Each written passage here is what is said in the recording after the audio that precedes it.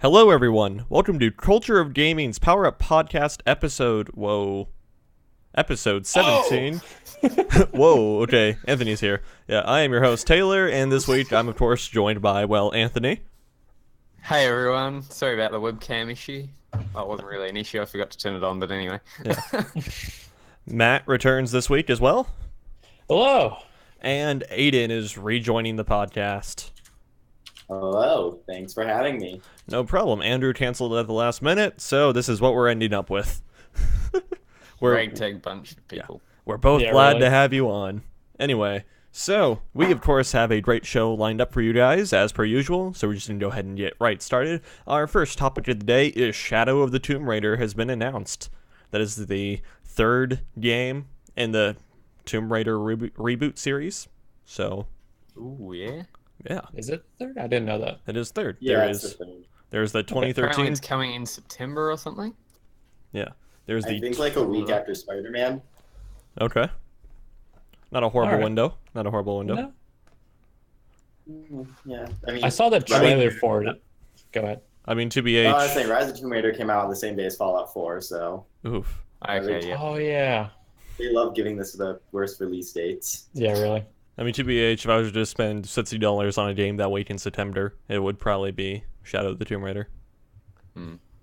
But I don't that's know. just I'm kind of weird with the Tomb Raider series. Like, I loved the first one, okay. and the second one, I didn't get into it. I don't know. It was kind of one of those games where you play for a tiny bit, and then you just put it down. It's not that it's necessarily bad. It's just you don't jump back into it, kind of thing. Okay. Yeah. I think I was the same way about was it Dishonored 2? I Yeah. probably a good third to halfway through it. Put Mm. it down one day and just haven't picked it back up. Yeah. Although Okay. the trailer does look really interesting for it. Yeah. Yeah. Lara seems like kind of like almost like guerrilla warfare fighter type thing. You know, she's covered Yeah. in mud to blend in and whatnot. Yeah. It's just, Asking her scent. yeah. And it's almost as if she's going up against the Predator or something, you know? Yeah, really. Gotta hide from the thermal vision. Yeah. That'd So- be pretty cool. I'm pretty excited, honestly. It's always, It looks Me good. It looks Yeah. good. yeah. I like the other two. Like, I loved the first game in the series. Rise of Tomb Raider I thought was fantastic. Yeah. I know this is a different developer, but I'm excited for this game. I love this whole Tomb Raider reboot series. So, and they say this is. I mean, I don't know where the story's gonna go. I'm all for it. I'm all in. Yeah, the Mm. series has done really, really well so far.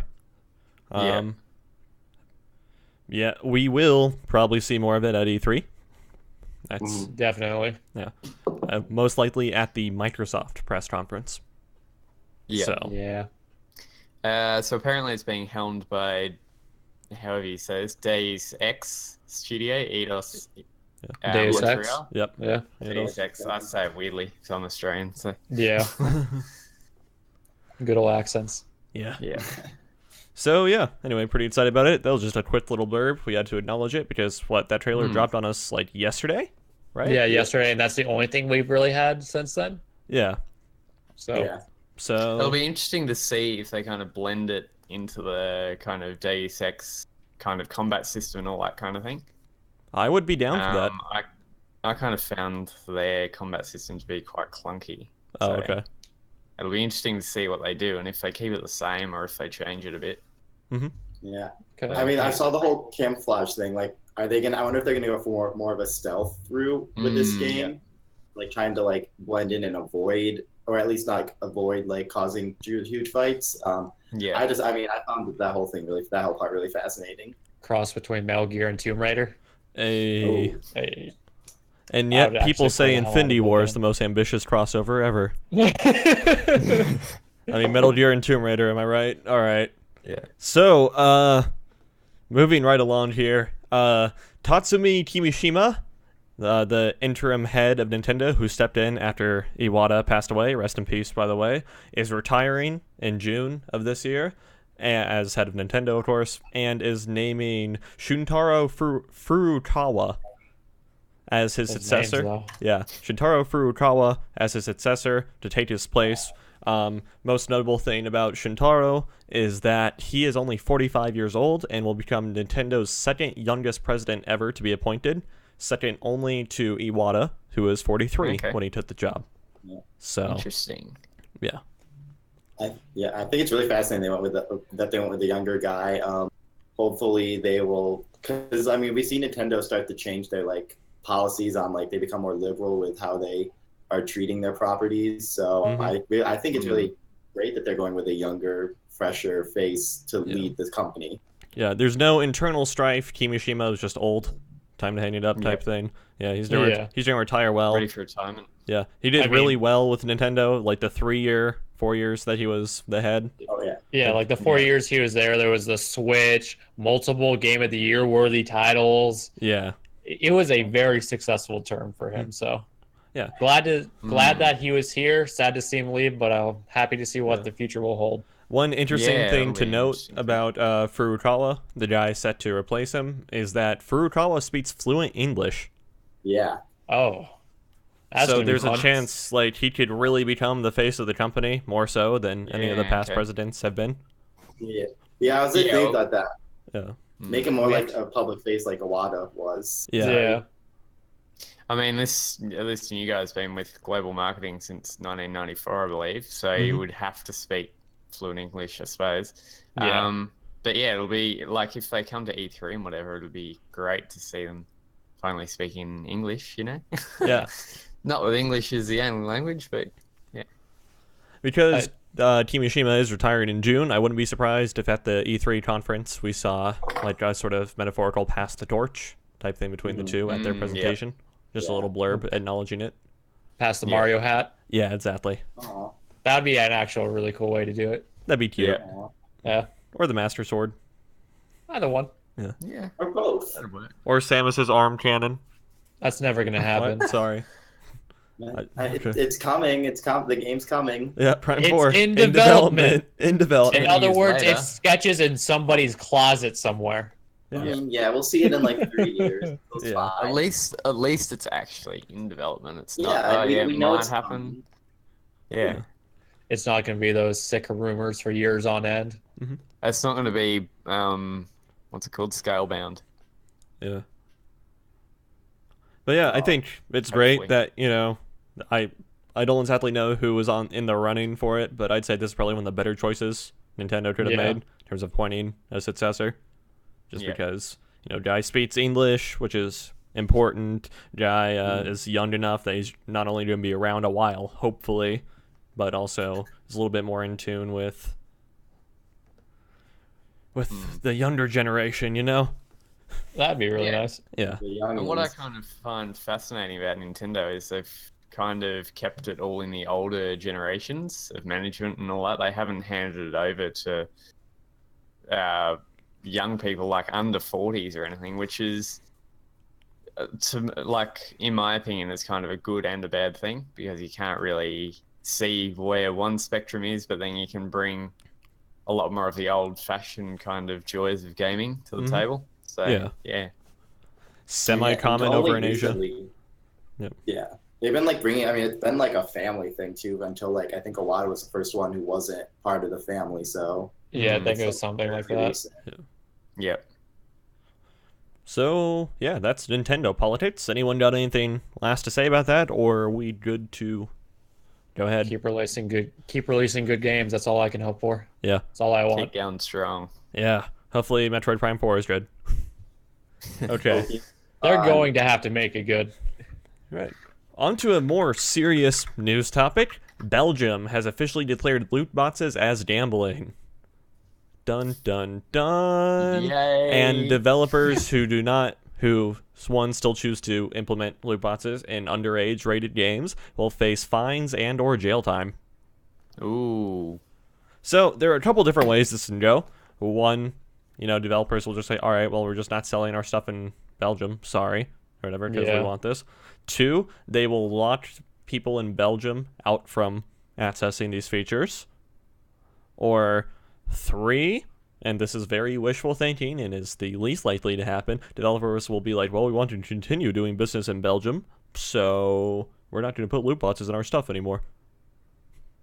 I Yeah. imagine that being the most likely route with just taking loot boxes out of everything, to be honest. I'm sorry, were you being What if- sarcastic right there?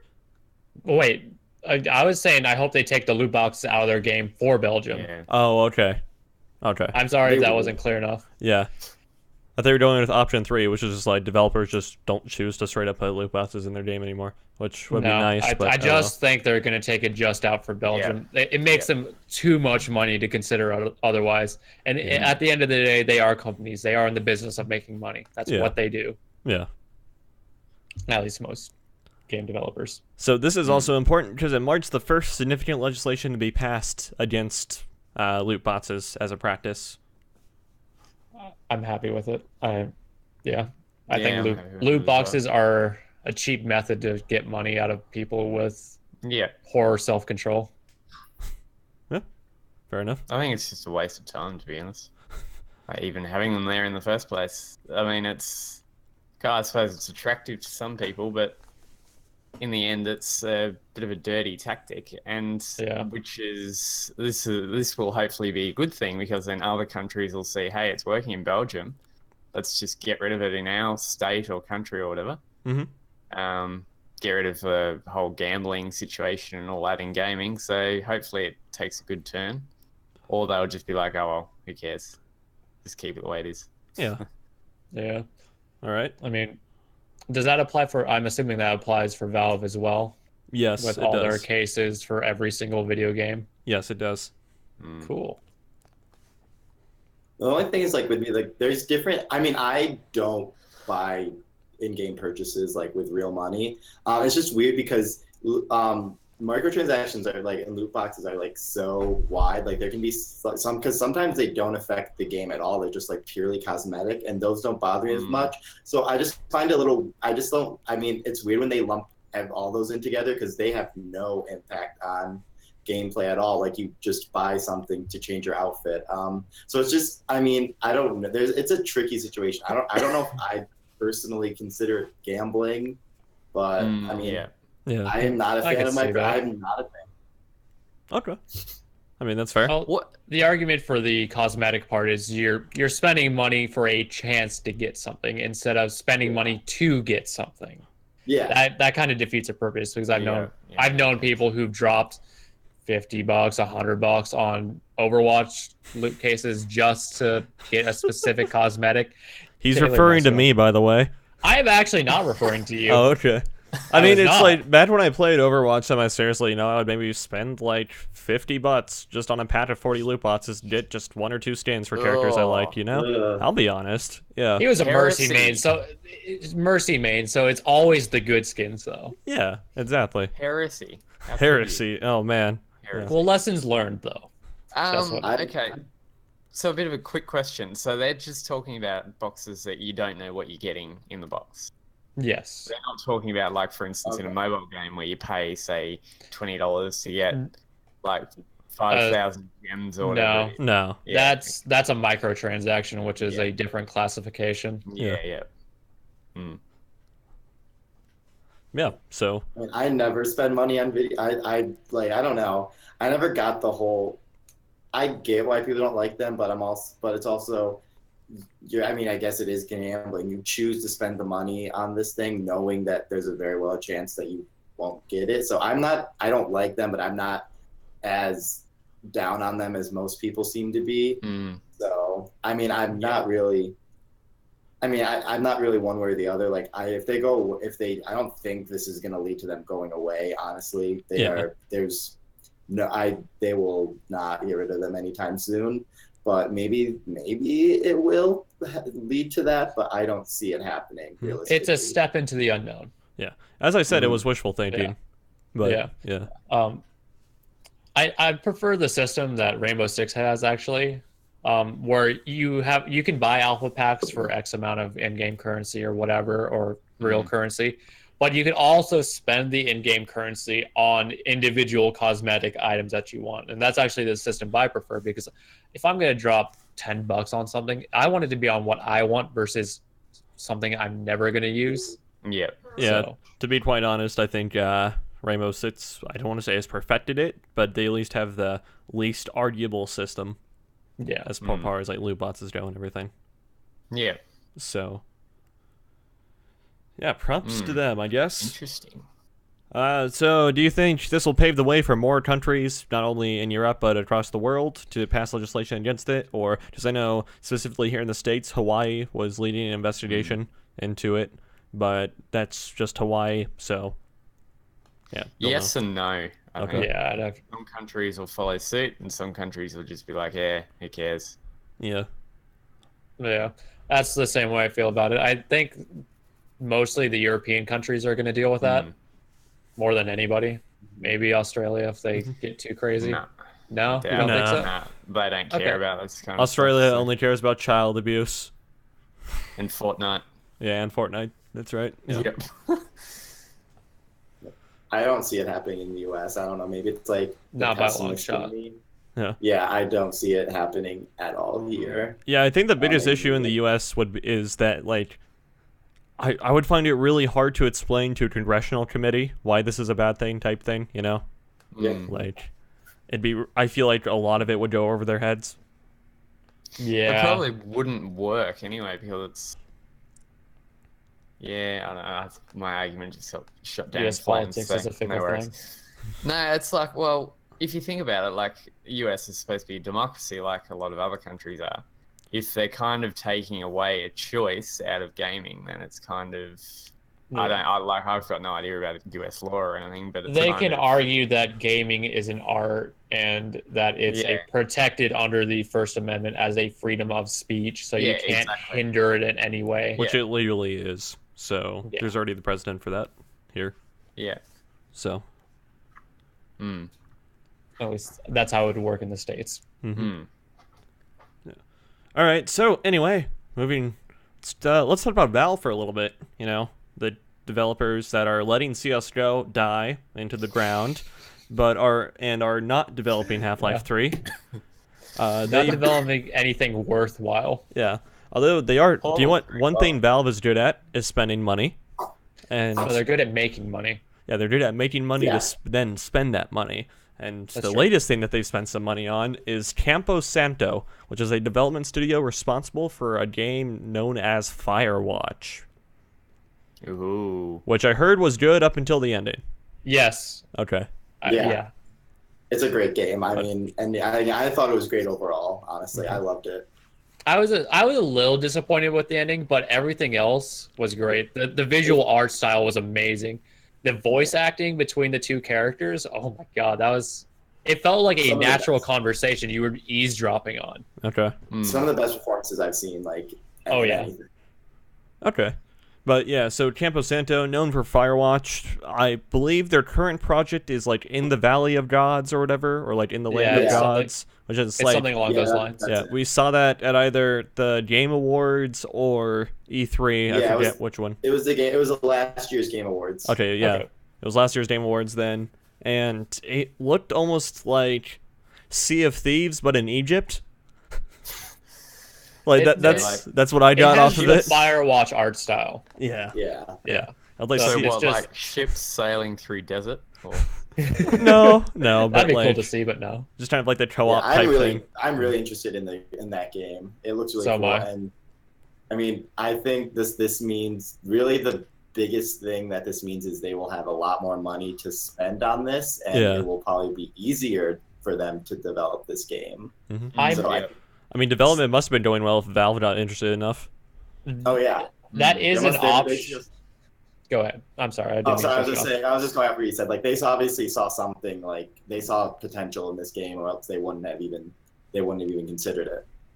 I think most I've- likely this is being targeted for VR. Sorry, Matt, go ahead. I'm like mildly concerned for this because yes, they have proven that they have potential, but Valve could see this as an opportunity to advance some of the other games they have in their work as a priority, such as Artifact, which they showed at what was the last international. Yeah. Yeah, they could be pushing. Okay, you're doing this now. Until that's done, you can't work on anything else. That's what my mild concern is. Okay. It's just a worst case scenario. Yeah, that's fair. That's But fair. I am happy to see that they have been picked up and they have funds to actually do some cool stuff now. expand their studio and make some more beautiful games. I'm just gonna be. I honestly don't think that's what they do because they can afford to have their own studio work on art. Like that's the only thing. Like they can afford to have their own studio work on a game like Artifact and everything because Valve. They've said recently they want to get back into more game development. They want to like beef up their library. So I think this is just the first step into increasing their video game output. Okay. Maybe. But yeah, the first slight thought that went off in my head about this was, they're probably going to try and target VR to this. You know? It's like they're probably going to push VR with this. You think they're going to make them do VR stuff? For sure, yeah. I mean, VR co-op might be interesting. Well, though? VR co-op might be interesting. It's a first-person game, so I could see it work. Okay. Yeah. Firewatch VR seems like that could work really well. Obviously, we don't know a lot about this game, but Firewatch alone, I think, would be cool, really cool in VR. I thought the VR trend died a bit more than that. I mean, the netcode for VR, like, in a shared space is there. In the sense of, like, various people using VR is a thing. We have VR chat demonstrating that really well. Oh, yeah. VR chat is a surprisingly impressive game. Yeah. I still have yet to play it. You don't need a VR headset. So have fun. Yeah. I honestly think I have better things to do than. You probably do, honestly. Yeah. After my CS:GO encounter, I'm good. Yeah, that's all fair. Valve's gonna put out a game for the first time in years.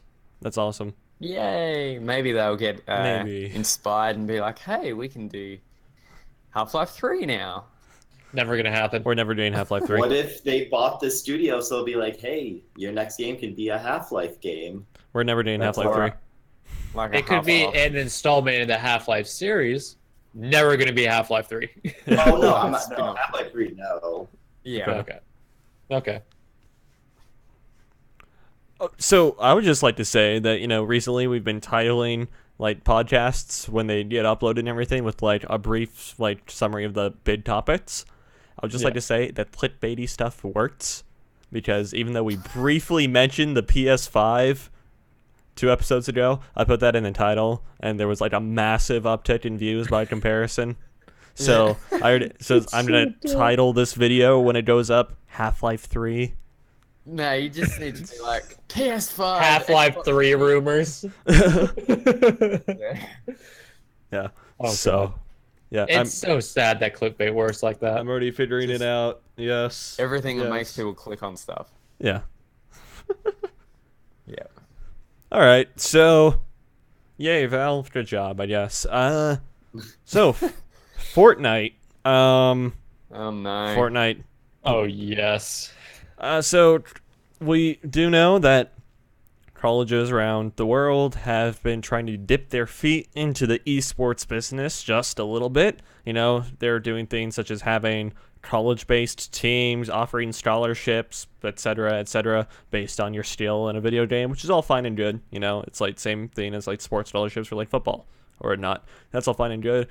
Colleges have started varsity Fortnite teams and have begun offering scholarships upwards of $4,000 if you make the team and are good enough to be on the college varsity team. So I personally hate this, not because I don't want to see esports grow or get more mainstream, because I just think Fortnite is garbage of a game to be translated into esports to any capacity. You just want Eve on there. That's all you want. Not even that. For Eve. Not even that. See, Eve is a terrible competitive game. Yeah. Trust me, we have a tournament each year. We know. Yeah. But yeah, it's like I hate the battle royale genre to any capacity being in esports. Like it's really dumb to have like a super competitive setting like of like 100 people all up on stage type thing. Yeah. Like Well, you don't want to see a massive 50v50 tournament? No. That's a shame. Okay. I like Fortnite. I don't know. I don't play enough of it to even be remotely considered to play competitively. I think it's fun. Okay. I don't know. It's a good way to pass the time if you like. I play it. I've played it on my PS4 and my phone. I enjoy it. Okay, well, like, I agree that it's a good way to pass the time and everything, but, like, Yeah. I highly disagree that it's esport ready to any capacity. And it's like, granted, we know that Epic, the developers, have been working on a mode to try and bring it more esports friendly or whatever, like an esports mode type thing, not a super competitive mode. It's like, it seems really weird to me that a college is already pulling the trigger on this without the mode being detailed, announced, and whatnot, or even it It entering is into weird this. to like. It is weird to turn into like a game. I mean, it is a weird choice to. I mean, I know why, because obviously it's the biggest game in the world right now. But it is weird that like they're turning it into an esport right at this moment. Yeah. Yeah. I do believe it's too early in the life cycle for that game to even attempt that. Yeah. We know, I have a basic idea of how like games can become esports. One of the big things is watching a player. With CS:GO or Dota, you can focus on individual players because this game's slow paced enough where you could see everything happen and everything makes sense for the most part. With games like Overwatch, yes, it's a competitive game. It pushes the limit from about 10 to 12 people to watch. And that by itself is very difficult. And then Overwatch also suffers from what I would call like effect bloat in games, where it's like, there's so many like random effects that just kind of look pretty happening on screen and everything that it's a little bit hard to parage what really happens. Yeah. I find that common in a lot of games, actually. Effect bloat, Yeah. where it's like, oh, this fire looks so pretty, but I really can't tell what's going on behind it, It's like, it's kind of important. One of the other issues that Overwatch suffers is there can be lulls in the game for a minute at a time, nothing happening, and then everything happens at once. Yeah. The whole team can just dive aside, and there's so much going on. The announcers can't keep up, the cameras can't keep up. So when you scale that up to 100 or whatever they plan on doing, that's really asking a lot. It's gonna be bedlam. That's asking the casters a lot. Yeah. Yeah, I was gonna say that because I mean, the few times I've Fortnite, a lot of it involves me just landing in an area where there's literally no one and just waiting for either to map either for the map to shrink or like just go searching for people. So there is a lot of just like periods of nothing in a given match. I mean, I'd say a lot of that kind of comes down to how you want to play the game, whether you want to play it to like survive type thing. So like you might drop in a less populated area type thing, and then just trying to make your move strategically as it dwindles down. But then, like, if you're playing it more for entertainment purposes, so, like, your streamers out there, I'd imagine, and, like, I haven't watched, like, Shroud or, like, Summit or Ninja or whoever play Fortnite before, actually. I'd imagine they drop in more, like, populated areas and try and get fights to make it entertaining. Yeah. It is definitely more of a streamer-friendly game because there's only one person and you just see them wreck face. I mean, Ninja's the alpha of Tilted Towers by a long stretch. Yeah. So, like, but yeah, I just imagine Fortnite or even PUBG for that matter as an esport, it's like, how do you choose who exactly to follow at that given point? Because like so many people can have different fights at the same time, and then also, so it's like if you're trying to do it in all fairness, you're just gonna have like a zoomed out map view of dots fighting each other and everything, and then you're gonna wait until there's like 10 or 12 dots on the map, and then maybe you can start doing more traditional esports, like switching from perspective to perspective. But yeah, I mean.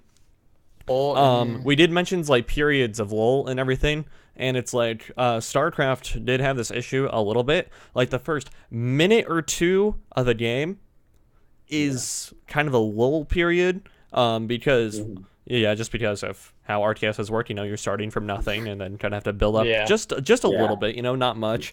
But so what a lot of StarCraft commentators do is like they just give introduction to the players and everything, or like talk about what strats they might go to, and then they see like an early build towards that strat. It's like, oh, I was right. He's doing this. This means this. Other guys have to counter with this. Let's look at a huge shot. So it's like there's definitely ways to fill the gap, but like with Fortnite or PUBG, there's not really ways to fill gaps in the lull type thing. Yeah. And one also hard thing is gauging how good a player is. I mean, in StarCraft, you can tell if he beats them with a strat swiftly, you can tell he's good. In CSGO, you could tell they're a solid team that knows how to work together, or they're just that one individual player who just dominates. or in Simple.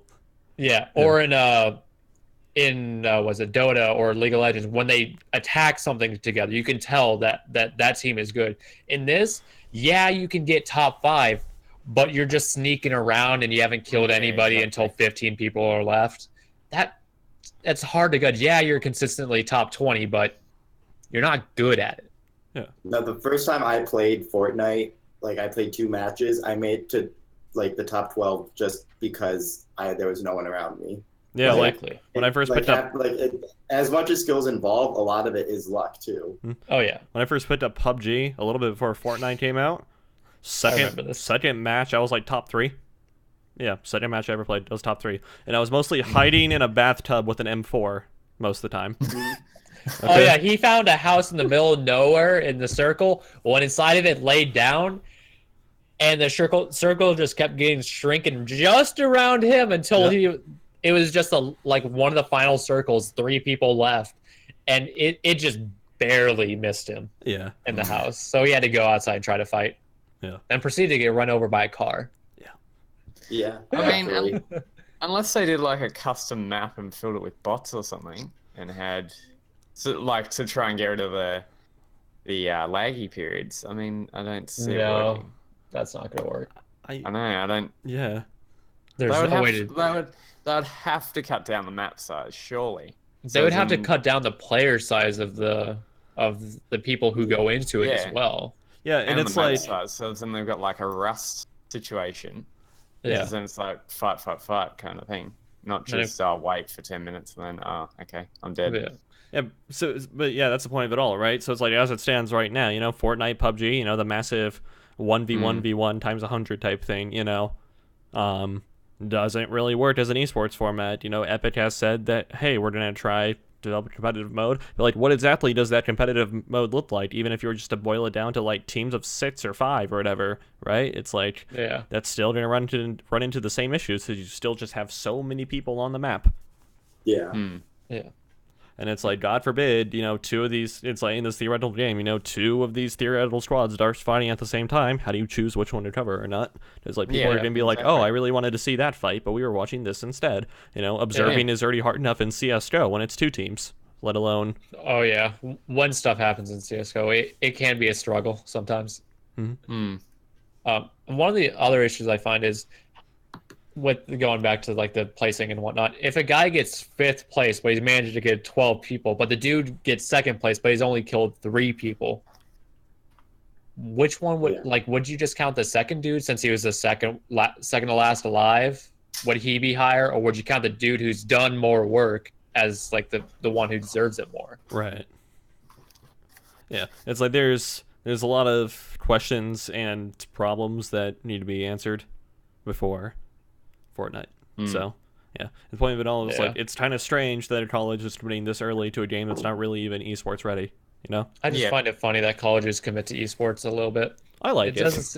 No, I like it as well. It just seems a little funny. Yeah, it helps the industry. I like that I know colleges that have, Dota teams, League of Legends teams, CSGO teams. I think it's cool. It's nice to see esports growing as a medium. Yeah. Yeah. All right, so any final thoughts about this and everything? Please stop. Not really bad idea. Bad idea, please stop. Okay, Aidan? Well, final thoughts? Any last words? Yeah, last words. No, I mean, I've made my thing. I'm not the biggest esports person in the world, so I'm not like this is not totally my element, but I mean, I gave my thoughts on it already. All right. Yeah. Okay. All right, so let's talk I more about... I think we've got an esports team here. Australia. I kind of follow the CS:GO scene semi-religiously. You have a couple decent StarCraft players. Yeah. Okay. Yeah. Let's see. Oh, is he even active anymore? I don't know. Fenner was one of them. He was good for a little while. Yeah. I think Neuro is Neuro Australian. I don't even know. Those are the 2 that come off my mind. Yeah. Anyway, so I don't know what Australia has for anything. I'm not even sure Australia is a real country, so whatever. They're about as real as their currency.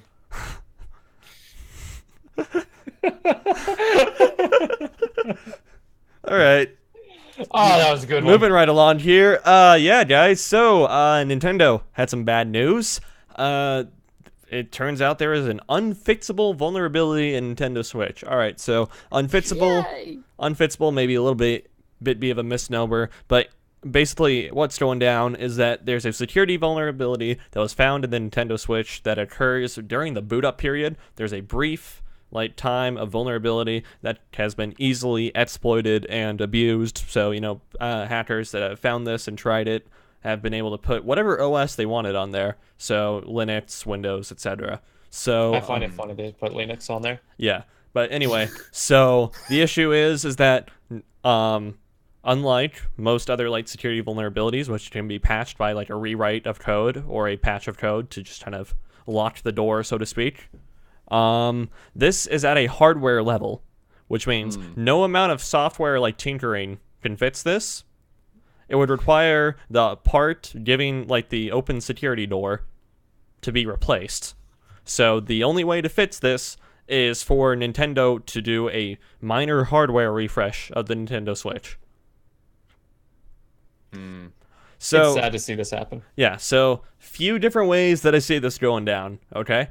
Nintendo can maybe do some internal testing because, okay, so one thing to think about is that people with Switches are about to be interconnected like they never have been before because of Nintendo's online service coming out later this year, which, by the way, we should be getting more details about that in May.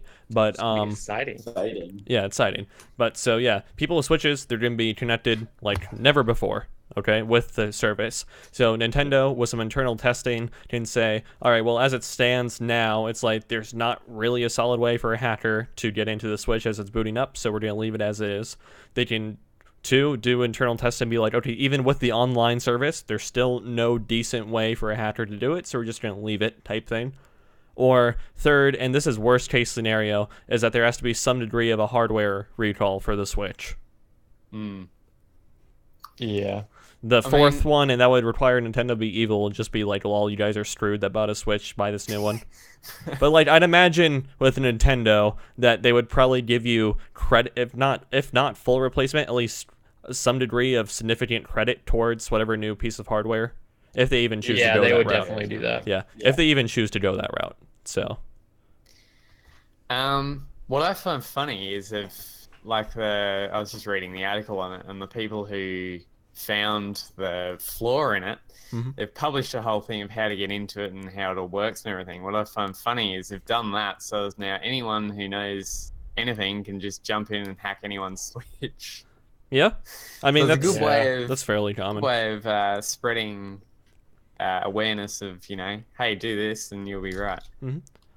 At face value, and granted, I do have a little bit of knowledge regarding network security and everything and hardware security. At face value, and I haven't read up on the super duper nitty gritty details of this whole thing, in terms of the exact details of the exploit and everything. Then at face value, this might be okay, because if it's only upon initial boot up, which is I assume before it boots into the OS, does it exhibit this vulnerability? This is before internet connections happen and everything. Then it might be fine. Someone would need physical access to the Switch to breach it, which is acceptable, okay, in terms of security. But yeah, the issue comes if they can use this vulnerability when it's waking from sleep, because when it's in sleep, the Switch, if possible, will keep connected to Wi-Fi or the internet, right? So it's yeah. So, and then another important thing too is if when upon starting up and everything, if the Switch connects to the internet too early before this little area this window of time goes away, then that can be an issue as well. Yep. So I mean, they could just leave it and not have a warranty on it. I mean, they could have a lifetime warranty if this issue happens, and just be like, oh, we're not going to recall them or anything to get them fixed. Just have you Switch. If it happens, bring it in and we'll fix it for you. Might not be a bad way to be either, but yeah. I think I know. that's right. What's up? I know Ed? my biggest concern is this allows a huge window for anybody who hacks in video games Yeah. So any competitive Smash Brothers, any competitive Mario Kart, or Splatoon, all that fun jazz. This allows for a lot of trouble to form. Yeah. Yeah. Yeah. What did you say beforehand, Aiden? I didn't quite come I through. was just saying, like, agreeing with what Anthony said, just a lifetime warranty possibly, because I mean, I think it would be almost impossible to just do a full recall because there's just so many switches. If this affects every switch, like that's like not possible. Yeah. I mean, they could do it, but it'd be too much trouble for them. I definitely think it's an issue they would probably resolve. They will probably are working to resolve, and like they're probably going to make a new, like, whatever is going to be fixed in whatever new version of the Switch they make, or just like standard version. I don't know. This is like it's just such a really weird issue all around. I honestly, like, I wonder how they even like discovered this in the first place. I mean, people do weird stuff with hardware all the time. I know. So it's like, in terms of the way this goes and everything, this has the potential to have been discovered around 6 months ago. Yeah. So I did see something on that. Like, it wasn't a hacker or anything, but this guy had his Switch and he turned it on, and then it booted to a different screen or something. I mean, I people. think I think that's the area that it can be hacked or whatever. Where I can't remember what it does, but it boots to a different screen for like a split second, and then it jumps into the proper. So I think it might have been discovered by that. I think maybe. Yeah. So yeah. The closest thing Nintendo has ever experienced in terms of a recall in recent memory was, remember the Wii remote wrist straps breaking? Oh yeah. Yes. But I don't think they ever actually recalled stuff. They just kind of sent replacements to anyone who wanted them and provided the little free Wii remote jackets. So. But I mean, with this, they can't really send you the parts as in you open the console and replace it. Right. Because they would be encouraging you to avoid their own terms of service. Yeah, exactly. So that's awkward. Not ideal. Yeah, that's awkward. I mean, it's on a hardware level, so that does require access to the hardware. So it's not as big of a deal, and it's until not like online becomes a thing. Yeah, it's not as simple as like replacing the hard drive or anything. I imagine for something to be able to grant you access at this level, it's probably something in the processor. So. Yep. Yeah.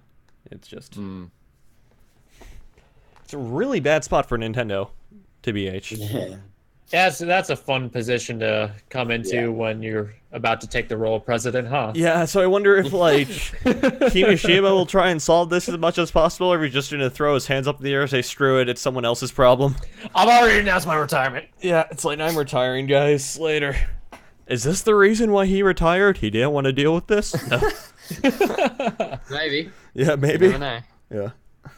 Oh, you could clickbait the title, like, will new president stay with Nintendo long after issues?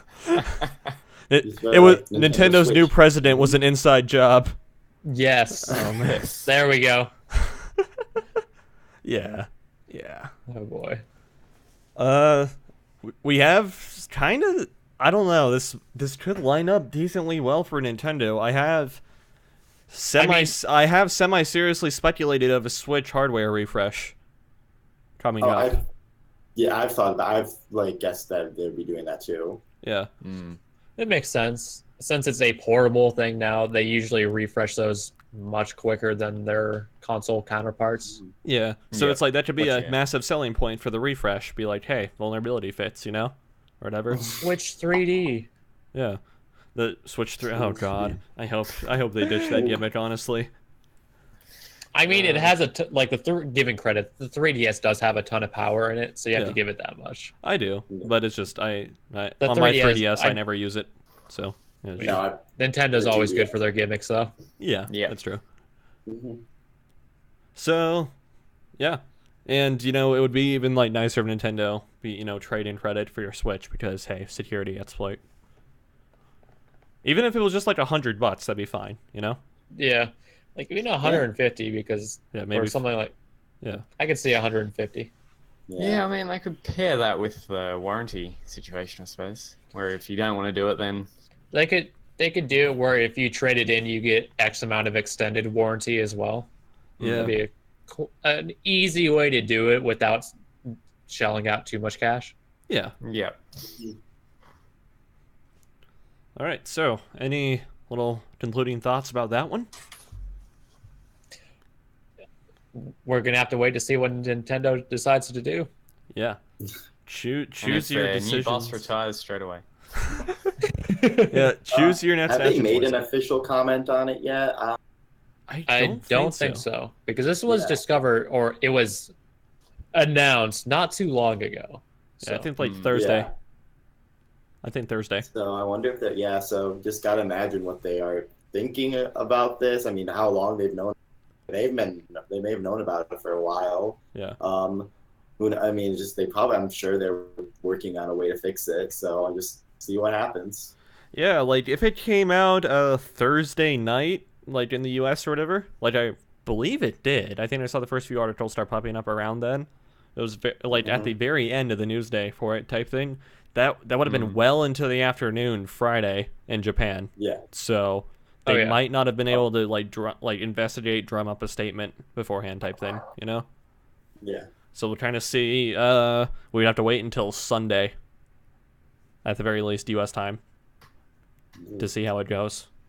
So a topic for next week's podcast. Exactly. Expect the follow up next week, guys. See, you already have something to look forward to. Yeah. Yeah. More clickbait. Oh yeah. All right. So Detroit It's a Become Human. cliffhanger. Besides like having child abuse in it, I guess it's also a really bad game to be working on at the moment.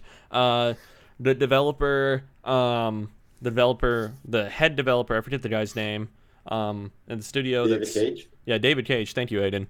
Yeah. Yeah, David Cage, the head of the studio developing Detroit Become Human, is suing several Ets disgruntled employees over their claims of horrible and toxic working conditions at the studio.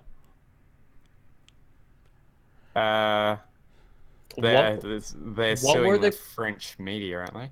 Are they? Yes, the French Yeah, media they- over. Okay. French media over articles on toxic work conditions. Oh, okay. Yeah. Which is that's a whole different issue. That brings it to a whole different issue. All right, so Yeah. he's basically suing for unfair press because French Yeah. media ran articles saying, "Oh, we have people saying this is bad." Yeah, they said something bad. Articles in January reporting allegations of sexist jokes, extensive crunch, and racist comments at Quantum Dream. Yeah, it was. I read those. It was pretty rough. Was it? It is. Okay. Some rough stuff. That is just the that's delving into nothing. It's just surface level. Yeah. Okay. So I mean, are they suing him for like defacing them, kind of? Yeah, I don't know exactly what sort of like speech laws there are in France, but if it's anything it's like, Europe. yeah, or Europe, it's like if it's anything like the U.S., then it's probably like slander or defamation or something. So, Yeah. Yeah. So yeah. So it's like, is this fair? Like, what do you guys think? I know little about this, so I don't want to comment too much. I mean, I believe that people should be allowed to say what they want to say. So even though this is fake, they should just respond, yeah, this isn't the case. We have proof. Mm-hmm. Like crunch time Yeah. is in the industry is like an epidemic, as far as I'm concerned. You know, it's like a lot of developers have horror stories about crunch time, and that involve you know, and they're not able to see their families for up to 2 weeks on end. You know, they're getting 4 hours of sleep under a desk per night during crunch time. Yeah. So it's like it's very, very hard. Anthony, what were you going to say? I mean, if the media is actually reporting on it as news, then and it's incorrect, then sure they might have a case. But if it's like an opinion piece about, oh, you know, this might be how it is, and this is some of the leaks that we've heard, and blah blah blah, Yeah. and they don't really have a leg to stand on, in my opinion. I would agree with that. Yeah, what I'm confused with is how this left the company's internal HR. You know, Well, I mean, if an employee has finally, end of his NDA contract, yeah. talks about, yeah, this is what it was like there. Yeah, but it's like there's no way this is at the end of anyone's NDA. Like NDAs usually have a minimum of like 5 years, you know? Yeah. Well, I'm saying But, we have no well, idea. people can do it anonymously. They can just call up and Oh, say, yeah. hey, blah, Yeah. blah, this is how it is. I'm one of the workers working on Detroit Become Human. So, Yeah. but yeah, it's an interesting cross-country kind of lawsuit. See how Yeah. it works. Yay, international court systems. Woo. Because I Yeah. mean, Australia's actually still under England, surprisingly. So, which is Unsurprisingly? awesome. See, Yeah, Australia is not real. unsurprisingly. Australia So is a we kind commonwealth. of have the same law system as what England's got. Okay. So yeah. Okay. So. Yeah. I don't know. I'm just like, has something like this happened? Like, I'm trying to think of other cases. A company like was reporting on like a bad environment, like they got sued. I don't know. Has it happened before? This is Like, I don't First think a one, loss. apparently. I don't think a lawsuit has ever happened, but I remember some horrible stuff about Dice in Sweden came out. Yeah. Okay. That's So, the like, only yeah. thing I can think of. so I don't know. Is this gonna start some kind of precedent? Because like, I mean, there's been some horror stories like that's come out about video game developers. So Yeah. I mean, who knows? Like this, who knows where this is gonna end up? I mean, this is just really weird. 'Cause, like nothing like this has ever happened before. Mm-hmm. Yeah. It's like The article also includes several photoshopped images featuring Quantum Dream employees' faces on semi-nude bodies and Nazi uniforms. These images, made by a veteran of the company, were purportedly distributed and displayed in public areas. all right. This sounds like a prank gone too far by this point. Honestly, it sounds like Yeah, I do want to give disclaimer: this article that I am currently reading was made by Kotaku. okay. So Just grain that's of where I'm getting salt my in it. info from. Yeah, grain of salt in it. Yeah, so am I. I'm reading one about Yeah. that. Yeah, it's an interesting situation. Of course, shortly after, Quantum Dream denied the accusations. A month later, the studio put out another statement calling it a smear campaign and promising that legal action was underway. Okay. Okay. So that's about that. This is going to be an interesting precedent, to say the least. It's going to be interesting moving forward for sure. Yeah. Very interested in seeing where this goes, actually, because this has like effects for a bunch of other studios. Oh, yeah. Yep. Yeah. All right. So just the last little topic of the day. Everyone's been busy with God of War the past couple of weeks, but Nintendo Labo silently dropped. So anybody play that at all or experience it at all? Nope. Nope. I haven't gotten to it. Although the one thing that with Nintendo Labo, I hope they do a Pokemon Snap remake because I loved playing that on the 64. Yes, that'd And be they have incredible. a camera. That'd be Nintendo incredible. Labo. Yes. I would love doing that. Yes. Yeah, that'd be a lot of fun. Yeah. Yeah, but yeah, I'm gonna work on trying picking it up here soon to play around with. I think I absolutely love the concept. You know, it's like the Yeah. props to use the Switch with. I absolutely love the concept. So Yeah, I think it's such a cool idea. yeah. So I'm just fascinated to see like where they go with Labo after this, because I mean we've only seen like what the variety kit and the robot. So I'm really interested to see if they actually do implement it in any of their like big franchise games and see like I'd like to see where it goes from here. yeah. Or it could just be like a what did they call that first game that came out on the Switch? Oh, 1-2 Switch. Once you switch. Yeah. Could be that type Could- thing, yeah. Would you mention like Yeah. cardboard clippers for like snipper clips? Whatnot? That'd be fun. Aw. Yeah, that'd be fun. Or just be like Aw. woo woo woo. Yeah. So yeah. I think it has a ton of potential, and I'm so excited Yeah. to see what they do with the stuff as well. Yeah, absolutely love it. So Aidan, that kind of wraps it up for like news and everything. But we are not done yet. We don't have any questions this week, but we still kind of want to have this little talk or a little bit of free discussion here, pass all the news and whatnot. Just trying to do that. So Aidan, you write for COG, right? Yes. All right. What is the latest thing that you've written? Let's talk about that. I mean, I've been kind of not as active as I've been in the past. I'm finishing up this semester, so Mhm. I'm gonna. So last thing I written was a couple weeks, like 2 weeks ago, writing about like speculating on what Nintendo, like what Universal is going to do with the Nintendo license that it has. Like, there's been some rumors coming up. Yeah. So I'm going to start writing stuff for this week. I don't really want to talk about too much of it yet, but so that's like my most current thing. It's just like speculating on like, because we know really very little about what Universal is going to be doing with Nintendo when like, because they're in the process of building it right now. Yeah, the whole Nintendo world. Hmm. Yeah. Yeah. Yeah. I'm excited to see that. Yeah, right. That's really cool. am too. I guess in a similar vein, this is a little bit moving away from gaming. In like a similar way of like amusement parks and everything, Studio Ghibli, you know, the Japanese movie studio, yeah. did like Spirit Away, Howl's Moving Castle, all Yeah. those and everything. Totoro, they're getting their own theme park in Japan also, That's awesome. and it's like I want to go. Yeah, I Yeah, saw the concept art for that. I want to go visit that. You know, like that Yeah, seems right. cool. Yep. So yeah. Anyway, back to gaming. What have you guys been playing this past week, Matt? Let's start with you. I have progressed further into Metal Gear Solid 5. Awesome.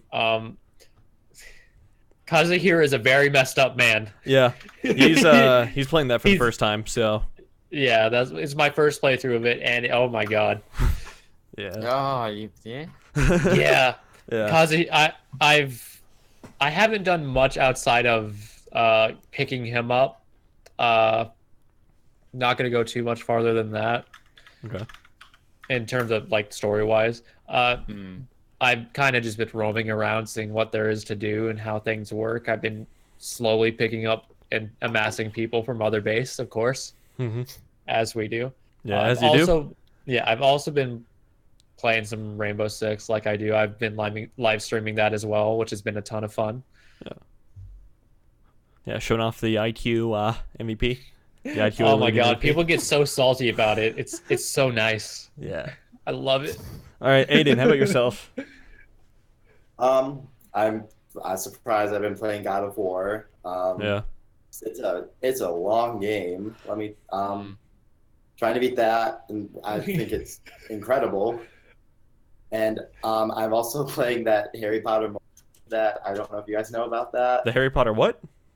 The mobile game. No, did not No, know I about haven't that. heard of that. Yeah, I've seen ads It's for like that. you play a Hogwarts student, and it's a free to play mobile game. Oh, God. But I'm a Harry Potter obsessive, so that's Okay. been.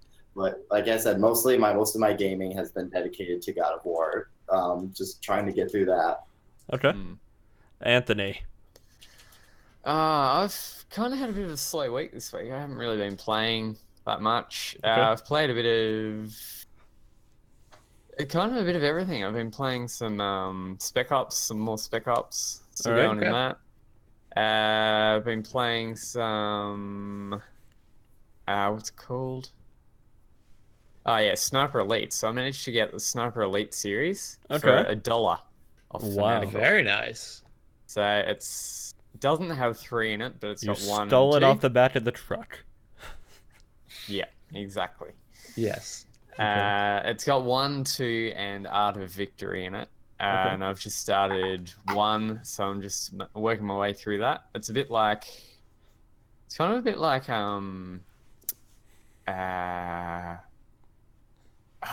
blimey, having mind blank.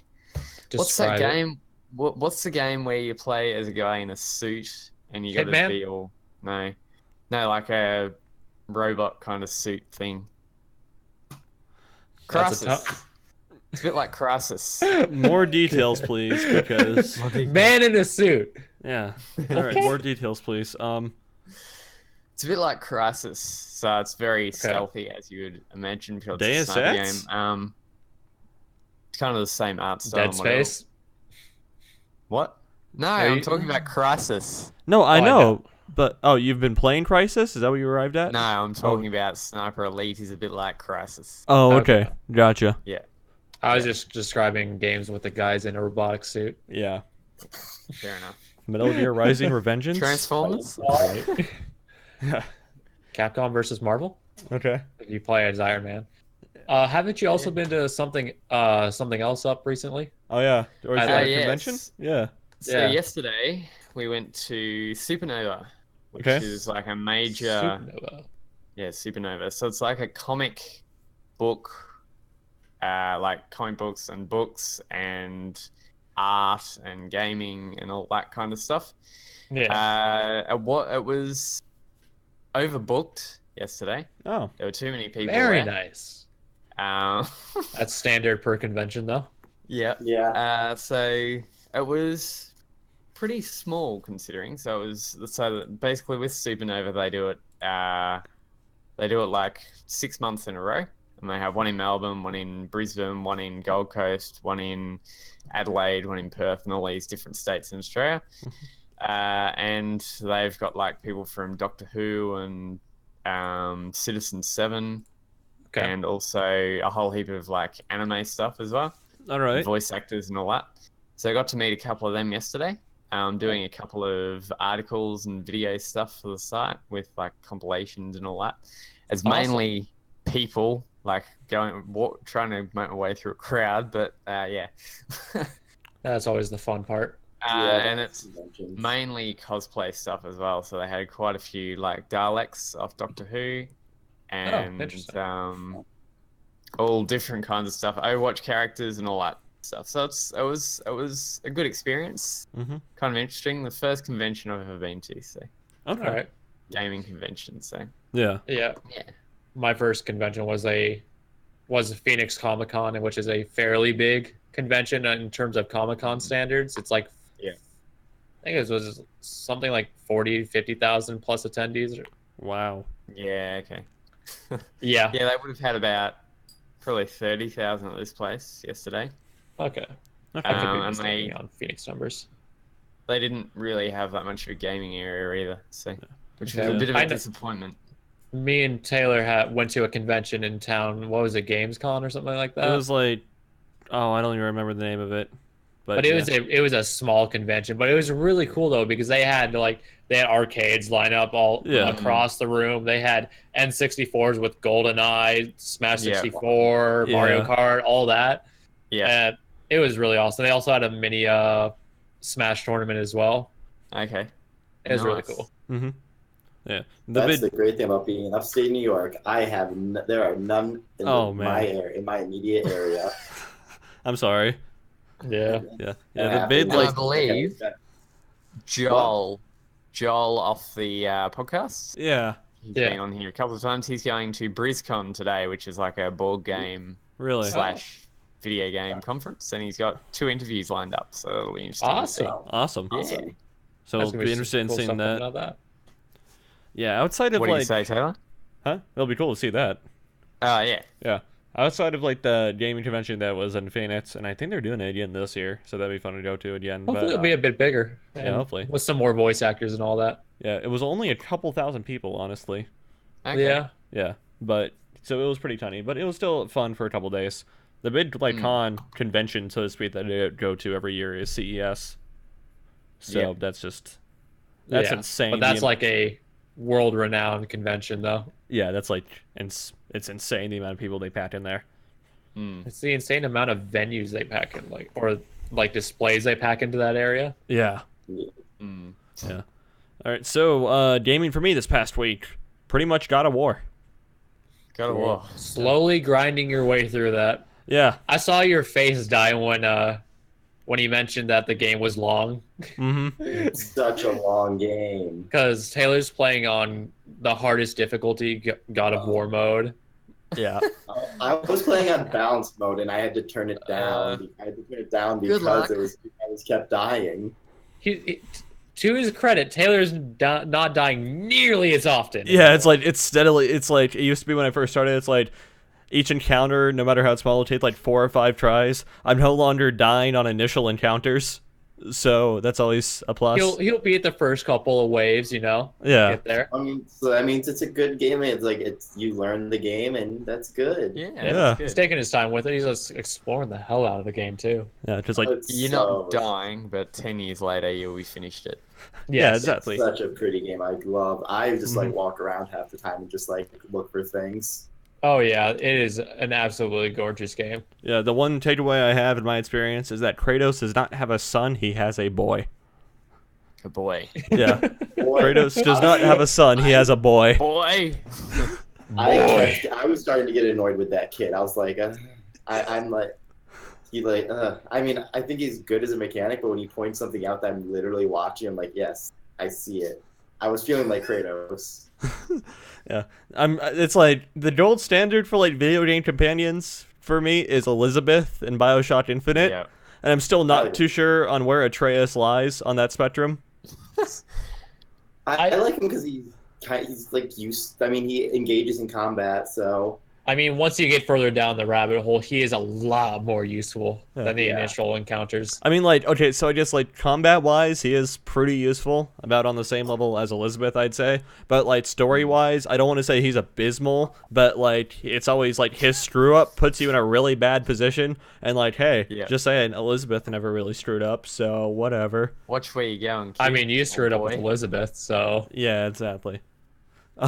I do find it interesting. Like, I'm really interested to see like what his story like, because obviously, I mean, I don't want to say too much, but obviously he has like some big part in the world role. Like, he just can't not. So I'm really interested to see like exactly where they go with him. Okay. So, yeah, fun game.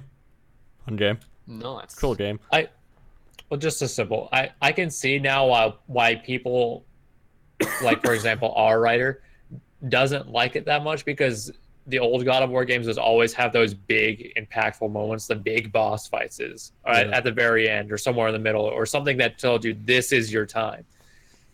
So far, God of War, the new one, has not really had that, minus the stranger fight. Yeah. I mean, that was a good fight. That Don't was get me wrong. insane. Yeah. That was like top tier. Yeah. But outside of that, there hasn't been much that's like shows me like I'm in mortal danger or this is a problem. I mean, maybe Yeah. the sense of scale is just because of the difficulty, but, like... Yeah. Well, yeah. Then again, none of But- the God of War, like, 3 bosses were that tough either, so... Yeah, but all of them Yeah, had some like they had impact though. Like people had impact in that game versus this is the stranger had impact, but so far nothing else has met so far through the playthrough has not met the stranger's level Yeah, or even exactly. gotten close by any measure. So I could see why some people say it's not as entertaining as they were hoping for. Yeah. I could see that. Yeah, that's fair. I still think the combat system is great. Like, It I is. think the it's- combat's amazing as well. It's so different from. I mean, obviously, it's different from the first games in this for the other series, but that's also the kind of the point of the game. So I don't see it as a. I don't see it as a negative Yeah. personally. I wouldn't say that combat's a negative. I would just say some of the story elements seem to be lacking in certain spots. Like you could see this part is supposed to be like a huge impactful moment, or this is like, okay, it's preparing me for this big boss fight, and Oh, right. nothing really comes out of it. Yeah. It's like you just kind of continue with the story. Don't get me wrong, the story itself is great. I just have an issue with those boss fights. Yeah, there's definitely sure. not as many as I was expecting there to be. There's just like I thought I'd encounter a lot more story than I have so far. Okay. Yeah. That's the only complaint I have with the game, though. The combat is great. The game is beautiful by every stretch. Yeah. The voice acting is amazing. Yeah, I mean, and it's like Gatos- it's a good Absolutely. enough story too. That's the thing. Gatos. Like, it's really Kratos. Yeah, I said Gatos, didn't I? Gatos. I mean, his booming voice is just so impressive. Yeah. Oh, It'll man, put so good. any man in his place. I know. It's like you may think you're a man, but then Kratos talks to you. You no longer think you're a man. No, Yeah. you think you're a boy. Yeah. You are a boy. It's like you are a boy. Yeah, just If Kratos tells you you are not ready, you are not ready. Yes. boy. Yeah, that is. Boy. Yeah, it's like one word to sum up God of War. Boy. Yeah, really. Yeah, Boy. it's. I love that. That's a meme. Boy. Yeah, favorite game of 2018 so far. Oh yeah. Oh yeah, by far. Yeah, got super duper let down by Far Cry 5. I'm not gonna lie. I'm not surprised. Yeah. And just Honestly, like, unless, what's up? oh, you can keep going. Yeah, You and keep it's going. like it's not even the story in Far Cry 5 that let me down or something. It's the moment-to-moment gameplay.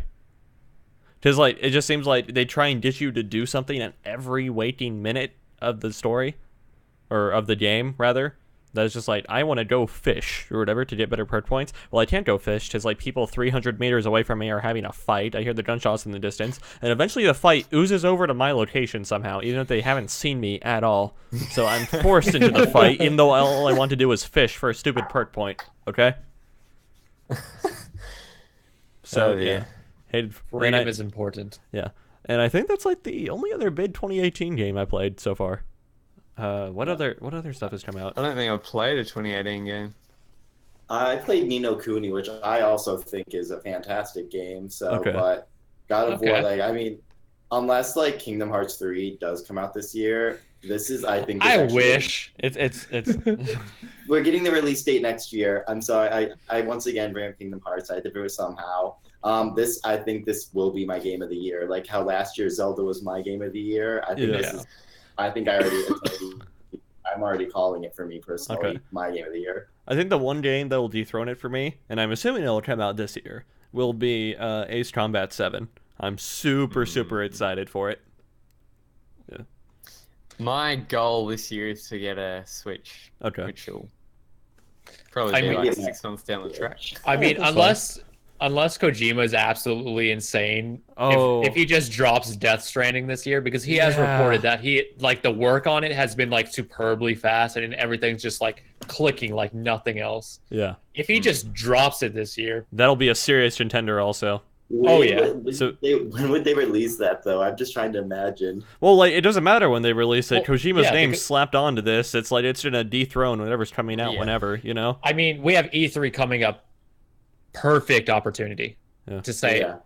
see you in a month. It's going to be out then. Or see you later tonight. Yeah. Oh boy. Which it's a PS4 game, so I don't imagine they'll do that because Somebody from like GameStop or whatever will probably leak it. We just got a shipment sure. of unless they disguised it as yeah. Ace Combat 7. oh god. But That yeah. would be really funny. But yeah, if Death Stranding comes out this year, or if Metroid Prime 4 somehow comes out this year, there could be a You'll serious be like lucky to get a trailer this year. I know. There could be like a serious three-way I'm still tie. holding on that Pokemon's coming out this year, Oh. and that's going to be a big deal. There was a wonder how- Pokemon I wonder how already they this year, wasn't there? Well, the actual like mainline Pokemon game, they haven't Yeah. given a Yeah, date true. yet for it though. Okay. we know it's in development though. Yeah. Yeah. I wonder if what's it called? I wonder if Octopath Traveler will be good. I think it could. I think it is. I'm I haven't actually- gotten played- I haven't I'm gotten I'm played pretty that excited yet. for that, I'm not really gonna lie. want to. Yeah. I know nothing about that. Yeah. All right. So Anything else we want to talk about? brief mention of Infinity War, as we mentioned before the show. Aiden, you're the only one Infinity here. War. Yeah. Aiden, you're the only one here that's seen it. You say it's pretty good. I have spoiled died? myself. Huh? No. No, stop. I have spoiled myself because I don't really care about Marvel movies. So, but other than that, yeah. You could clickbait Marvel Infinity War spoilers ? Question mark? Question mark? Question mark? No, they'll turn people away who haven't seen it. People do die in the movie. I will say that. That is. I'm sure that's. Yes, shocking. yes, they do. Yeah. Unnamed line Um, members. Yes. No, I'm just kidding. I have no idea. It's probably not who you expect to die. Ooh. Uh, Okay then. There are. Okay. Yeah. No. It really. I called one death, but even like when it happened, my friends are like, "How did you catch that? I didn't even think that was gonna happen." Yeah. It's a pretty dark movie. Yeah. It's a surprisingly dark movie. Okay. It's a bleak movie. I have one question. What? I know because I'm curious. Taylor hated some of the comedic moments in Thor Ragnarok, and people have said Okay. the humor in that is very similar to that movie. Yeah. So I was wondering, how did the humor fit into the movie? Well, it obviously like it's not like how these characters are. They quip all the time at each other. They have like Right. these one-liners, and Yeah. it's more like that. Like there are some funny moments. Like don't get me Okay. wrong. Like there's a lot of it is involved with like part of it involves these characters who have never met before, like pairing up. So Okay. you get different combinations of Avengers and So Guardians. interactions teaming up. between characters. Okay. Yeah, definitely. I would say that's like it's not a dark in a movie in a sense that like it's like complete. It's still very much a same tone as a Marvel movie. I would say it's not like it's just become like a DC movie or anything. Okay. Yeah. But it's just like the emotion or like the subject matter that it approaches Yeah. is a lot more darker and is a lot more like bleak. Especially like I would say the Guardians of the Galaxy, because obviously we know like they're like funniest of the Marvel movies. Yeah. Oh yeah. And it's like, Their I'm okay with the storyline humor is- in that movie, you know? It's like, that makes sense. Yeah, their storyline in the movie gets really dark. Oh, So okay. it's like this, like the jarring tonal shift, I think works great. Okay. Okay. I'm actually really excited now. I will say, And like, when looking for like internets where it's like looking for stuff to talk about for the topics today, I did. It's like, because I wasn't sure if I was going to say this movie or not, but like if everyone's saying it's like, oh, it's really good, even if you didn't like some of the past ones, you'll probably like it and everything. Probably didn't end up seeing it, but anyway, didn't really care. It's like I did make a list of like 5 people I expected to die in Infinity War, and after seeing the list of all the people that died when I was just looking for stuff, I decided to spoil myself. Okay, Yeah. I was right on all 5 of them. Really? Yeah, I was right on all 5 of them. So, Okay. Well, yeah, I don't know. what are you I gonna will say? say the movie does set. I mean, the way it's set up, like I mean, if you know, it was like originally made as Infinity War Part 1 and Part 2, Yeah. but they changed it. But so you do get the sense of that there are some unresolved storylines, Bless you. but bless you. Yeah, I loved it. I said this before the chat. Before we went live. I think it's my favorite Marvel movie. It's not. There's a lot of issues with it. But there is a lot in the movie, but they somehow, not every character has a huge role, but every character at least gets a role. Shot. Yeah, they each get at least, at the very least, a moment. Okay. Some characters that wouldn't expect it to be, like they get, like there are some characters who have bigger roles in the movie than I was expecting them to have. The main character in the movie is Thanos. He is like what the movie is centered around. Okay, which is that's really cool to see. I think he's a great villain, and I mean it's hard to say so much without trying to spoil it because there is so much to talk about going out of this movie. Okay. And it's just really interesting to see where they're going to go forward with this. Here's a good question then. I know people have said that the old Avengers movies, the villains are not exactly relatable by any measure. Like you couldn't feel for some of them by any stretch, or they just didn't feel genuine in what they were doing. Does Thanos feel like a real threat or relatable or like an actual character? A real threat, definitely. Okay. You do not. I'm not going to say you sympathize with him or you empathize with him.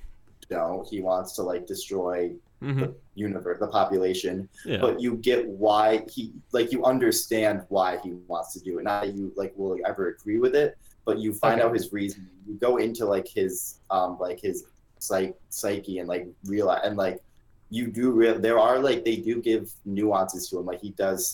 He is a layered character. He's not just a two-dimensional villain. Okay. Awesome. A lot of other Marvel villains. Very nice.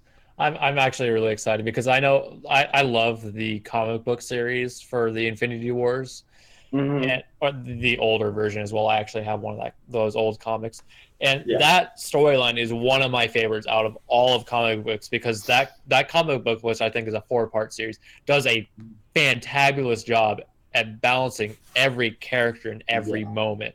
Kind of same with if you've read the Civil War comic book. They've done an amazing job just showing each side, each problem, and actually delving into the characters and showing their sad sides, how they feel. So I'm actually excited they're evolving characters in this way. I haven't seen it, but I'm so excited now. Yeah. I will say that some of the characters don't get as much attention, development-wise, as Thanos does. He's the one who gets the most. That's fair. He's the main villain, so that makes sense. Yeah. But they do, but like I said, all the characters do at least get they get something to do.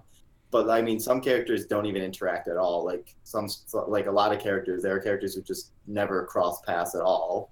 Okay. And so it's a lot of the movie is these separate storylines happening once. There's not one. There is sort of a merging point between them, but a lot of the movie isn't. There isn't one big merging point of the. It's like Star Wars, where they'll have 3 consecutive storylines at once, and then just join up at the end or the beginning or whatever. Yeah. Yeah, and okay. I mean, Okay. Are all the like storylines, do they at least relevant to the plot? Because like one of my biggest gripes with the Last Jedi was that the whole like casino thing with Finn and Rose, that little like offshoot, was a giant waste of 45 minutes. Oh, yeah. There is one storyline that probably went on a little too long. I don't really want. Okay. I don't want to say too much about it. Yeah. You could just say how far it diverged from the path compared to everything else. I mean, it did relate to like the whole goal of stopping Thanos, but like Okay. just like what the storyline itself kind of dragged down a little too much. But it had a great payoff at the end. So it Okay, was- that's the important part, because like in the casino scene, there was this, we explore this new planet, new animals, all that, but there was not a single payoff in the end. No, it definitely does pay off in like the final battle. Of Okay. The big All right, battle in Wakanda at the end of the film. Okay. Yeah. so it's not a waste of time. Good to know. Yeah, so I think that about does it, unless anyone has anything else they'd like to bring into the fray. Nope.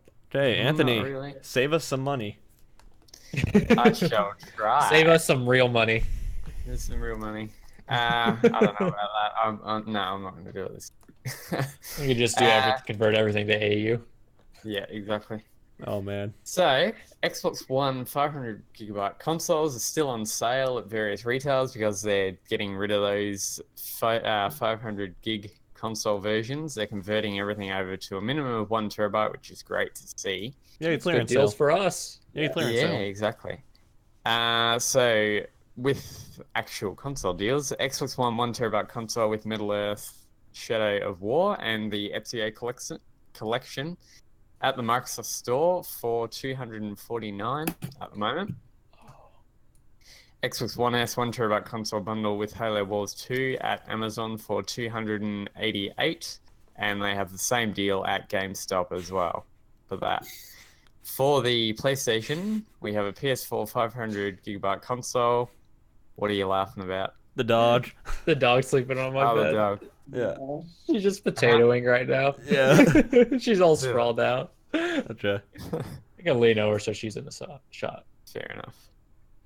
So also 500 gigabyte PlayStation consoles are getting rid of as well, so they're on sale. 500 so we have gigabytes a is slowly five- becoming irrelevant. I like it. Yeah, what? really. Now, Apple, stop releasing 32 gig models of your iPhone and we'll be good. Now release 1 terabyte models and we're all good. Exactly. and paid $4,000 for it.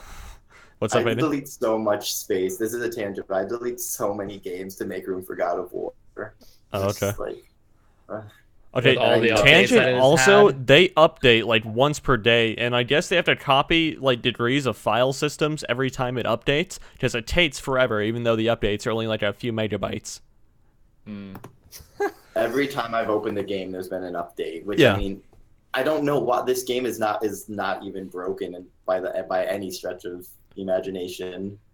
Oh yeah, the little accessibility setting for the text to increase doesn't do anything, by the way. Yeah. Yeah, I don't know It if you- doesn't do anything relevant. That's the important part. Yeah, I don't know if you saw me in like the chat or whatever. It's like for COG, it was like, wait, you can change the text scaling? Because like I was having to like hunch forward, get real close to the TV to be able to read some of the like smaller text. I was like, wait, you can change it? Turned up the setting all the way. Haven't noticed a difference. Sorry. Nothing? Yeah, the Yeah, text, nothing. it can be hard to read sometimes. Okay. Anyway, Anthony, sorry. That's all good. Yeah, we Yeah, go on. What are you saying? I was like, we went on a tangent. Oh, can I have? It's my turn to have a little tangent now. Oh God. So each of you had it while we're interrupting Anthony. Halo Online has been shut down no. by Microsoft, and I am Officially? super upset about that. Officially? Yes, Okay. I'm super upset because I was hoping to live stream that. Because I enjoyed Halo 3 and Halo 4, at Okay. least the multiplayer. You enjoyed Halo 4? The multiplayer was fun, yeah. To any degree? To me, yeah. I played it Alright. with Andrew, so we Okay. messed Yeah, around. I'm a lot. mostly joking. Yeah. Sorry, keep Okay. going. Yeah. Okay, I'm done. You can Any more continue now. interruptions? Oh Well, yeah, I yeah. got what? No. Yeah. Okay. Yeah. As we were. So, a 500 gigabyte PlayStation 4 console, which is the Uncharted Limited Edition, bundled with that? Uncharted: A Thief's End at Amazon for $289.89. Why have couldn't that. it just be 90 cents? We have another 500 gigabyte PS4 console. As I said earlier, these consoles are still on sale at various retailers. We have a PS4 Slim 1 terabyte console with Star Wars Battlefront 2 at eBay and online, my store, for $333.63. For the Nintendo Switch, so this is quite a cheap deal at the moment. It's a Nintendo Switch 32 gigabyte console only at Walmart for $299. So over the past few weeks, I've only ever seen them in the mid 300s, but this one's down to $299 at the moment. Another Nintendo Switch console bundled with The Legend of Zelda Breath of the Wild at GameStop for $359.99. Very nice. Is this For Australia? Okay, never mind. What? I mean, that's just retail price of everything. What, $299? Yeah, $299 is retail price of the Switch. AU. Oh, No. yeah. Well, Oh, okay, my bad. yeah. No. I was that thinking was of- a US deal. Oh, okay, then yeah, that's just regular price. Is it? Yeah. Yeah, $300 is US in USD for the Switch. Then it's $59.99 for the game. Okay, okay. You went? Oh well. Now you know the retail price for it, and you know not to get nickel and dimed by not to get nickel and dimed by those shifty GameStop employees. Totally. Okay. Yeah. Yeah. So don't let them charge you $300. Only $299.99. Okay, guys. No, 89. Come on. Oh, 89. My bad. Yeah. Don't let them charge you $299.90. Okay. All right. For Australia, we have this is quite a good deal, this one. We have an Xbox One S 500 gig console with 6 games. It comes with Middle Earth Shadow of War full game download. Okay. Steep full game download. The Crew full game download. Rainbow Six Siege full game download. Rainbow nice. Six Vegas, which is an Xbox 360 title, Mhm. and Vegas 2 as well. At Gamesman for $329.95, Whoa. which is a crazy Yeah. price. That is That's a for great deal. Australia. Holy cow. Yeah. That's for Australia, so that's pretty darn decent. It is a 500 gig console, but who cares for that price? It gets the job done. Affordable. Exactly. We also have an Xbox One S console, which is also 500 gig with 1 game, Middle Earth Shadow of War, at Dick Smith for $319. So it's a tiny bit cheaper just with 1 game, but you're getting a lot of other stuff as well for the $10-ish more. Yeah. For the PlayStation, we have a new look PlayStation 4 1 terabyte console plus God of War and Far Cry 5 at EB Games and JB Hi-Fi. They're both the same price for $499, which is around standard price. PlayStation 4 500 gigabyte console, which is console only, black at Target for $309. For the Switch, catch.com.au Nintendo Switch deal is still $419. That's been $419 for the past couple of weeks. And all other retailers are selling grey and neon consoles for $449, which is, they've been like that for the past 3 months-ish. The neon looks so good on the Switch. Like, honestly. Yeah. I want to get one. For the PC, the most important system, of course, Yes. Green Man Gaming is still having its spring sale. The VIP spring sale is still on as well at Green Man Gaming. Green Man Gaming deal of the day are the 7 Years of War for $19.99 at the moment. Assorted deals of the day also on Green Man Gaming. So they got stuff up to 80% off on there. I just got something off there for like $2. Okay. I believe it was This Is the Police. So they got some good bundles on there. For Humble Bundle, we have a Humble Bundle, Capcom and Sega bundle. Pay what you want for that. Alien Day sale at Humble Bundle, which is also a pay what you want sale. Assorted deals on Humble Bundle for up to 75% off. Now, as for assorted deals of the day kind of stuff, GOG has banished for $4.99, currently 75% off. Steam, Call of Juarez Gunslinger for $9.99 is currently 33% off. Rocket League, all platforms, use code POPCORN and Popcorn. WrestleMania for some extras. That's neat. also on Steam as well. Okay. Chrono.gg Prison Architect is currently $7.50. That's 75% off, apparently. Steam Daily Deal Oxenfree is currently $3.74 and is also 75% off. Ends April the 30th. Save 40% off on Yonder the Cloudcatcher Chronicles on Steam, valid until May the 1st. Is currently $14.99. Steam Anime Golden Week sale. Dead End Junction, One Small Fire at a Time. Wish Tale of the 16th Night is currently 50 to 70% off. Fanatical Forward to the Sky is currently $2.34. Steam Chronicon is currently $7.99, which is 20% off. F1 2017, also on Steam, is currently $18, which is 70% off. We also have another GOG Daily Deal, Malacca, which is currently $16.99. Ends in 24 hours. Also on Steam, nearly finished. House of the Dying Sun is currently 60% off, which is $7.99. Nier Automata is currently 50% off, which is $29.99, also on Steam. What are you laughing about? Dodgo. Okay, Yeah, fair enough. Dodgo. She just like did a circle, then lay down on my pillow. Okay, fair enough. Cute. Guns Vicarus is now 85% off. Newegg has lots of games, PC and console, which is currently 50% off with promo code EMCPTRV53. This What? is US only. Okay. What were you saying? What? Just that promo code. What? E for emergency. No, I don't. It's like just EMC okay. PTR V3. Okay. V53, sorry, not V3. Okay. Soma is also on sale for 80% off. Is now $5.99 instead of $29.99 on Steam, and that is all I have for this week's deals. If anyone else has anything else, let me know. Great. I think that's it. Yeah. So, this is part of the show where if you've been wanting to say something on the show but haven't been able to say it, now's your chance to say it. Matt, let's start with you. I think we all did a rant at the during the deals. I think Yeah. we got that out of the way. So Got that I'm out of the good. system. Okay. Aiden? Yeah. I mean, I mentioned Kingdom Hearts. I got to mention Kingdom Hearts. Oh, this is gonna happen every time now. I love it. Yeah, I said my thing, so that's all I got. Okay. Anthony? A wild cat has appeared. The cat has appeared. So Yeah. yeah, there's my statement. All right.